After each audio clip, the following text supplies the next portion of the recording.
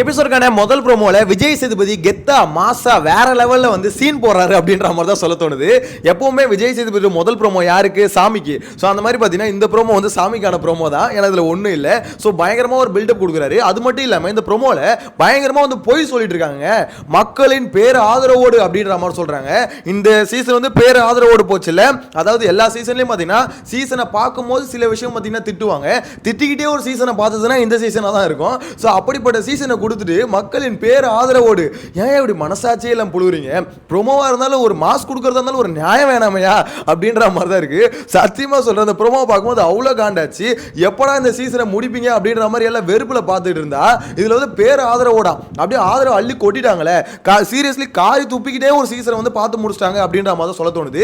Even review பண்ற எனக்கே பார்த்தீங்கன்னா இந்த சீசன் முடியும் போது எந்த விதமான ஃபீலிங்கும் இல்லை. அட என்னடா இந்த சீசன் முடிய போதே அப்படின்ற மாதிரி ஒரு துளி ஃபீலிங் கூட இல்லைங்க. சரி முடிச்சா போதும் அப்படின்ற மாதிரி தான் இருந்தது. நான்லாம் என்ன தெரியுமா நினைச்சேன், இந்த சீசன் போக பார்க்கும்போது கம்பல்சரி ஒரு 50 நாள்லயே இல்ல 60-70 நாள்லயே பார்த்தீங்கன்னா சீசனை முடிச்சிருவானுங்க. ஏன்னா அந்த அளவுக்கு மட்டமா போயிட்டு இருந்தது. ஒரு பக்கம் பிக் பாஸ் காரி தூப்பிட்டு இருந்தாரு, ஒரு பக்கம் விஜய் சேதுபதி வீக்கெண்ட் வந்து காரி தூப்புறாரு, ஒரு பக்கம் மக்கள் காரி தூப்புறாங்க. அப்படியே மொத்த பேர் துப்பி ஒரு துப்பு கட்ட சீசனா இந்த சீசன் மாறிடுச்சு அப்பயே. ஸோ நான் என்ன நினைச்சேன்னா ஒரு 70-80 நாள்ல மேக்ஸிமம் சீசனை முடிச்சிருவானுங்க. டைட்டில் வின்னர் நீங்க தான்டா அப்படின்ற மாதிரி யாருக்காவது கொடுத்து அமுச்சு விட்ருவானுங்கன்னு நினைச்சேன். அப்படிப்பட்ட ஒரு சீசன் எடுத்து வச்சுட்டு மனசாட்சியெல்லாம் பேசாதீங்க இந்த மாதிரி மக்களின் பேர் ஆதரவோடு அப்படின்ற மாதிரி. எனிவேஸ் அதெல்லாம் ஒரு பக்கம் இருக்கட்டும். பட் டைட்டில் வின்னர் யார் அப்படின்ற கேள்வி வந்து அதில் கேட்குறாங்க. மகுடம் சூட போவது யார் அப்படின்ற கேள்வி கேட்குறாங்க. ஸோ அதுக்கான பதில் ஆல்மோஸ்ட் நம்மளுக்கே தெரியும். ஓட்டின் அடிப்படையில் பார்க்கும்போது திவ்யா தான் டைட்டில் வின்னர் அப்படின்றது கன்ஃபார்ம் கம்பல்சரி அதுதான் நடக்கும் அப்படின்ற மாதிரி தான் எல்லாருக்கும் தெரியும். பட் அதில் ஒரு சேஞ்சஸ் இருக்குமா அப்படின்றத இப்போ நிறைய பேரோட கேள்வி. அதாவது திடீர்னு கடைசி நிமிஷத்தில் விஜய் டிவி ஒரு ட்விஸ்ட் கொடுத்து திவ்யாவுக்கு பதிலாக சபரி தான் டைட்டில் வின்னர் அப்படின்ற மாதிரி சொன்னாங்கன்னா என்ன பண்றது அப்படின்ற மாதிரி ஒரு கேள்வி உங்களுக்குள்ள இருக்கும். கவலைப்படாதீங்க, அதெல்லாம் பண்ண மாட்டானுங்க. அப்படியும் பண்ணானுங்கன்னா இவனுங்களை வேற இவனுங்களை மாதிரி ஒரு துப்பு கட்டவங்களை பார்க்க முடியாது. என்ன விஷயம் பார்த்தீங்கன்னா இந்த இடத்துல திவ்யா டைட்டில் வின்னர் அப்படின்றத அவங்க கொடுத்து அவனுன்ற ஒரு கட்டாயத்தில் இருக்காங்க. ஏன்னா இப்போ ஆல்மோஸ்ட் ஓட் பேசிஸில் பார்க்கும்போது கிட்டத்தட்ட 20% ஓட்டு வந்து சபரிக்கும் திவ்யாவுக்கும் நடுவில் ஒரு டிஃபரன்ஸ் இருக்கு. ஸோ அப்படின்னும் போது திவ்யா தான் மேக்ஸிமம் டைட்டில் வின்னராக கொடுக்கறதுக்கு வாய்ப்பு இருக்கு. இப்பயே பார்த்தீங்கன்னா நிறைய இதில் திவ்யா டைட்டில் வின் பண்ணாங்க அப்படின்னு நம்ம அனௌன்ஸ்மெண்ட் கொடுத்துட்டு இருக்காங்க. விகடன்லாம் பார்த்தேன். ஸோ எனக்கு தெரிஞ்சு பார்த்தீங்கன்னா இன்னும் அது நடக்கலைங்க. ஆனால் அவங்க தான் டைட்டில் வின்னர் ஆவாங்க, ஓகேங்களா, ஆயிட்டாங்க அப்படின்ற மாதிரிலாம் போடுறாங்க. அதுதான் எப்படின்னு தெரியல, இன்னும் முடியலைங்க. ஆக்சுவலாக ஷூட்டிங் போயிட்டு தான் இருக்குது, ஓகேங்களா. ஸோ அதனால் இன்னும் முடியல. நீங்கள் அவ்வளோ சீக்கிரம் அவசரப்படாதீங்க அப்படின்ற மாதிரி சொல்ல தோணுது. அது மட்டும் இல்லாமல் இன்னைக்கான ஷூட்டிங்கில் வந்து பார்த்தீங்கன்னா இவங்க பார்வதி வரப்போகிறாங்க அப்படின்ற மாதிரி ஒரு தகவல் இப்போ ரீசெண்டாக பார்த்தீங்கன்னா பரவிட்டு இருக்குல்ல. ஸோ அது இப்போ வரைக்கும் கன்ஃபார்ம் ஆகல. பார்வதி வராங்க, அதை கூப்பிட்டுருக்காங்க. அவங்க வருவாங்களா இல்லையான்னு தெரியல. நேற்றே வரல, இன்னைக்கு வரதுக்கு வாய்ப்பு எனக்கு தெரிஞ்சு கம்மி தான். அப்படியே வந்தாலும் அவ்வளோ ஒரு மாசுலாம் இல்லைங்க. ஏன்டா இவ்வளோ டமாஸ் பண்ணுறீங்க, அவ்வளோ மாசுலாம் இல்லை அப்படின்ற மாதிரி தான் இருக்கு. இங்க மாசுனா யாருன்னு பார்த்தீங்கன்னா விஜய் சேதுபதி தான். அந்த டோரை திறந்து உள்ளேருந்து வெளில வந்து ஒரு அப்படியே ஒரு போஸ்டிங் ஒன்று போட்டார் பாருங்க, அவ்வளோதான் மாசு முடிஞ்சு போச்சு, வந்துட்டேன் அவ்வளோதான், இப்போ போஸ்டர் ஒன்று போட்டேன், பேமெண்ட் வாங்கினா கிளம்பிட்டே இருப்பேன் அப்படின்ற மாதிரி தான். அவரை பொறுத்த வரைக்கும் இப்போ பெரிய கடமை என்னது, கூப்பிட்டு வச்சு எல்லாரையும் பார்த்தீங்கன்னா அவார்டு கொடுப்பாரு. ஸோ அந்த அவார்டில் என்னென்ன அவார்டெலாம் கொடுக்க போகிறாருன்னு தெரியல. நம்மளோட நேயர்களோட ஒரு வேண்டுதோலையே அவர் கேட்டுக்கிட்டே நல்லாயிருக்கும். நடிப்பு அரக்கி அவார்டு சாண்ட்ராக்கும், அரக்கன் அவார்டு விக்கல்ஸுக்கும், அதே மாதிரி அரக்கன் வந்து பார்த்தீங்கன்னா ஆல்ரெடி திவாகர் கேட்பாரு, அவனுக்கு அரக்கன் சொல்லாதீங்க, கிறுக்கன் ஒரு அவார்டு வேணால் கொடுங்க. ஸோ இந்த மாதிரி ஆளாளுக்கு மக்களோட வேண்டுகோளை ஏற்று அதுக்கேற்ற மாதிரி அவார்டு கொடுத்தீங்கன்னா கொஞ்சம் பெட்டராக இருக்கும். கொஞ்சம் பார்த்து ஏதாவது கொடுத்து விடுங்க. சும்மா எப்பவும் போல் பார்த்தீங்கன்னா ஒரு மாதிரி நல்ல ஒரு மாதிரி நம்ம வெறுப்பாக வர மாதிரி அவார்டு கொடுக்காம அவங்க வெறுப்பாக வர மாதிரி ஒரு அவார்டு கொடுங்க. அதாவது இந்த சீசன் ஃபுல்லாக வச்சு செஞ்சாங்களே, கடைசி ஒரு நாள் நீங்க வச்சு செய்யுங்க சார், அவார்டு கொடுத்து விடுங்க சார். மக்கள் இது வரைக்கும் அவங்க என்னென்ன நேம் வச்சாங்களோ அப்படின்னு பார்த்தா பார்வதிக்கு என்ன அவார்டு கொடுப்பானுங்க. சரி ஓகே, பார்வதி வந்தா தானே. எனிவேஸ் ஆனால் கமருதீன் வந்திருக்காரு இல்லைன்னு சொன்ன அப்டேட் வந்ததுல நேற்று ஆக்சுவலாக கமருதீனுக்கான ரெஸ்பான்ஸ் வந்து பார்த்தீங்கன்னா நேற்று வேற லெவலில் இருந்திருக்கு. அங்கே இருக்க ஒட்டுமொத்த ஆடியன்ஸும் பார்த்தீங்கன்னா அப்படியே எப்படி சொல்ல கைத்தட்டில் வந்து குமிச்சிட்டு இருக்காங்க. அந்த அளவுக்கு ஒரு கரகோஷங்கள் கமருதீனுக்காக எழுப்பப்பட்டிருக்கு அப்படின்ற மாதிரி தகவல் வருது. ஸோ அதெல்லாம் பார்க்கும்போது கமருதீன் உனக்கு ஏதோ ஒரு லக் இருக்குடா, என்ன பண்ணாலும் உனக்கு ஏதோ ஒன்று அப்படியே பாசிட்டிவாக போய் முடிஞ்சதுடா அப்படின்னு நம்ம சொல்ல தோணுது. அவன் பேசின பேச்சுக்கு அவன் மட்டும் கொஞ்சம் தெளிவான ஆளா இருந்தா இன்னத்துக்கு பல கேஸை வாங்கியிருப்பான் வெளியே வந்து. ஆனால் அவனை என்ன தெரியுமா நினச்சிட்டாங்க, அவன் என்ன பேசினாலும் அவன் ஒரு மூளை இல்லாதவன்பா, அவன் ஒரு மக்ரூதீன்பா, ஏதோ ஒன்று அவனுக்கு எதுவும் தெரியாது, ஒருத்தவங்க பேச சொல்கிறாங்க பேசுகிறாங்க அப்படின்ற மாதிரி அந்தவருக்கு. அதே கமருதீனோட கேட்டகரியை வேற மாதிரி வச்சுட்டாங்க. அவன் ஏஜுக்கும் அவன் பாடிக்கும் அவன் ஆளுக்கும் பார்த்தீங்கன்னா இவனை வந்து இந்த மாதிரிலாம் வேற யாராவது பேசியிருந்தா போட்டு கிளிகிள்னு கிழிச்சிருப்பாங்க. இவ்வளோ டாக்ஸிக்கான ஆளடா நீனு, இவ்வளோ கேவலமாவோட பேசுவோம் நீ அப்படின்னு நம்ம கிழிச்சிருப்பாங்க. அப்படியே பார்த்தீங்கன்னா டோட்டல் பர்ஸ்பெக்டிவ் மாறிடுச்சு. வெளியே போனால் கமருதீனை செலிப்ரேட் பண்ணுறாங்க, கொண்டாடுறாங்க. ஏதோ ஒலிம்பிக்கில் பார்த்தீங்கன்னா இது தங்கப்பதக்கம் வென்ட்டு வந்த ஜெயிச்சுட்டு வந்து எப்படி ஒரு செலிப்ரேஷன் இருக்கும் அந்த மாதிரி பண்ணுறானுங்க. எனக்கு இதெல்லாம் பார்க்கும்போது கமருதீன் இல்லை யாருக்கும் அப்போலாம் பண்ணாதீங்கடா. அப்படி ஒன்றும் இந்த ஷோ ஒன்றும் அவ்வளோ பயங்கரமான ஷோ எனக்கு புரியல.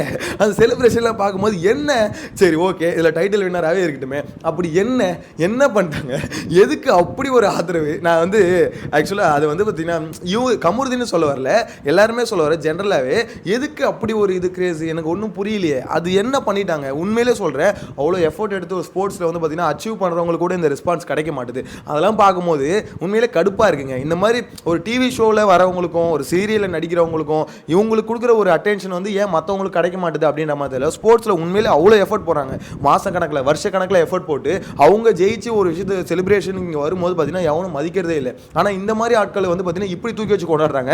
அது ரெட் கார்டு வாங்கிட்டு வெளியே வந்து வரலாம். நீங்களாம் அவர் பேசுகிற பேச்சுக்கள்லாம் உங்களுக்கு ஓகேவா, எனக்கு அதெல்லாம் சரியாப்படுதா அப்படின்ற மாதிரி தெரியல.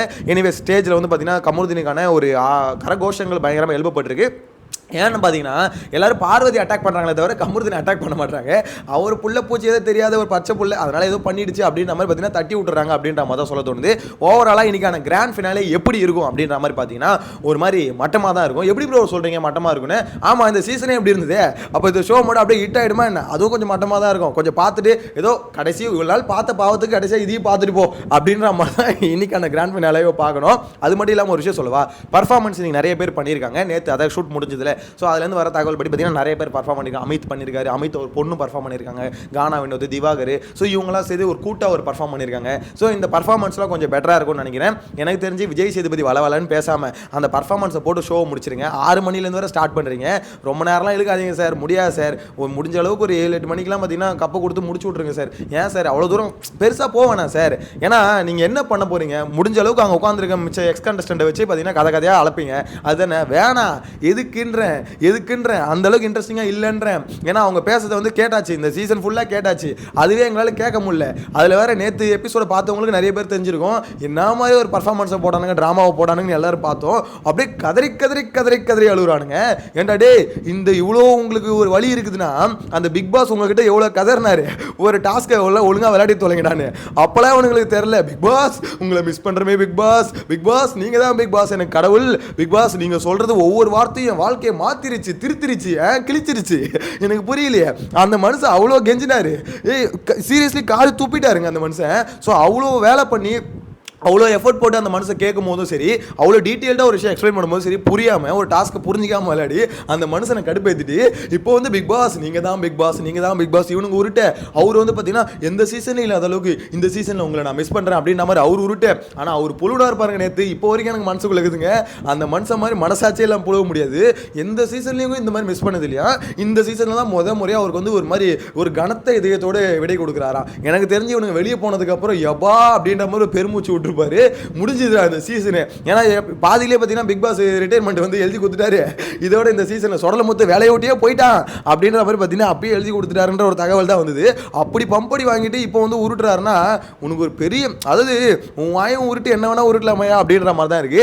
எனிவேஸ் இன்னைக்கு கிராண்ட் ஃபினாலேல விஜய் சேதுபதி என்னென்ன உருட்ட போறாரு, அவரோட பர்ஃபார்மன்ஸ் எப்படி இருக்க போகுது, அது மட்டும் இல்லாமல் அவரை சில விஷயத்தில் பழக்க வேண்டியது இருக்குது. ஸோ அதெல்லாம் அடுத்தடுத்த வீடியோவில் வருவோம். சேனலை ஃபர்ஸ்ட் டைம் பார்த்தீங்கன்னா சப்ஸ்கிரைப் பண்ணிக்கோங்க. நெக்ஸ்ட் வீடியோவில் மீட் பண்ணலாம். Tata bye bye.